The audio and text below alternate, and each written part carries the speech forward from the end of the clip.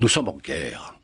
Il suffit pas de dire guerre civilisation, de la culture, etc. Tout ça n'a aucun intérêt, en réalité. Que ça soit subversion, culture, tout ça, c'est un problème sémantique agité par des intellectuels qui n'ont rien d'autre à faire.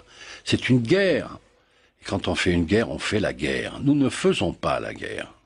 Nous ne faisons pas la guerre à Daesh. Alors on nous dit, mais avant, etc. Non, la création de Daesh, c'est un phénomène international. Est-ce que nous prenons tous nos moyens, non pas militaires, mais les moyens financiers? Enfin, Daesh ne se promène pas avec de l'argent liquide dans les poches. Ils sont bien dans les banques, l'argent de Daesh. Et on n'est pas capable de savoir où ils ont mis l'argent, alors qu'on est capable de faire des sanctions contre l'Iran pendant des années, contre d'autres pays? Non, alors à qui profite le crime? Le pétrole qui continue à couler de Mossoul. Il faut bien qu'il sorte quelque part, il va pas chez les pompistes, il passe par la Turquie, et on n'est pas capable d'arrêter les conteneurs de pétrole qui sortent de Mossoul et qui passent par la Turquie? Alors, quand on fait la guerre, on fait la guerre. C'est-à-dire, on ne se contente pas de faire des discours. Car il y a une interconnexion évidente maintenant entre un groupe armé qui ne représente pas militairement beaucoup de choses. Hier, il y a eu une discussion entre M. Obama et M. Barak, qui est l'ancien Premier ministre israélien. Les Israéliens ont dit 2 jours pour détruire militairement Daesh. Pourquoi ça ne se fait pas? Qu'est-ce qui se passe en Syrie? Quelle est l'attitude de la France en Syrie avec Al-Qaïda? Ce sont des questions qu'il faut poser maintenant. Moi, ce que je souhaite depuis longtemps, c'est qu'il y ait un vrai débat de politique internationale sur cette situation qui a des conséquences en France. Daesh, c'est un phénomène nouveau qu'il faut éradiquer le plus rapidement possible. Je dis même pas que ce sont des islamistes ou que ce sont des islamistes, mais des voyous.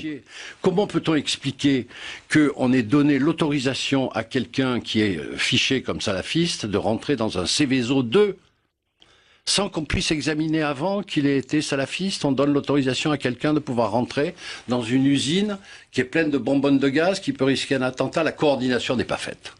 Aujourd'hui, mettez-vous derrière le gouvernement et aidez le gouvernement à défendre les Français comme il le fait actuellement. Il ne le défend pas, je suis désolé. Il le défend très bien et avec beaucoup plus de fermeté et d'efficacité que tous ceux que vous avez soutenus jusqu'à alors. Mais vous savez que Daesh existe depuis 3 ans et que c'est pas la peine de nous bassiner avec Sarkozy. Depuis combien de temps? Al-Qaïda que vous soutenez en Syrie, mais vous soutenez en Syrie. Vous vous rendez compte de ce que vous dites? Mais je le dis, vous vous rendez compte de ce que vous dites? Vous soutenez Al-Qaïda en Syrie. Mais vous êtes fou. Mais vous êtes fou. Écoutez, d'abord je vous permets pas d'insulter. Non mais vous ne pouvez pas dire. Je suis tout à fait. Vous ne pouvez pas dire que la France soutient Al-Qaïda.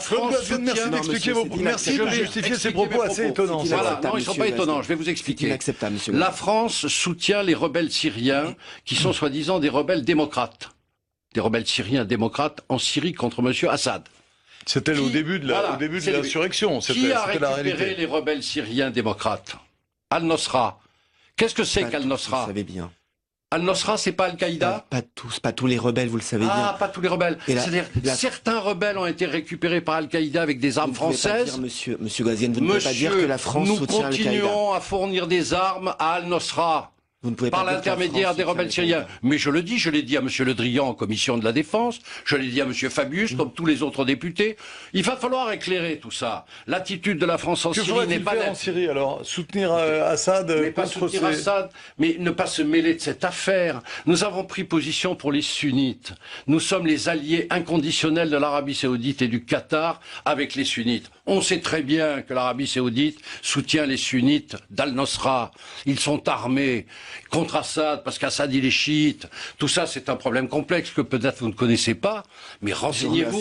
Mais non, mais merci de vos commentaires. Mais vous m'avez fait traiter de fou, alors je peux vous traiter d'incompétent. Je le retire si vous voulez bien, mais je vous répète que vous ne pouvez pas dire cela, et vous devriez, dans un contexte de terrorisme, soutenir les initiatives du gouvernement. Que je veux la vérité sur ce qui se passe en Syrie. Il n'y a pas d'unité nationale possible dans ces sujets-là, sur toute cette région et sur tous les combats. Les mots, c'est fini. Les circonvolutions de communication, c'est terminé. Maintenant, il faut l'action.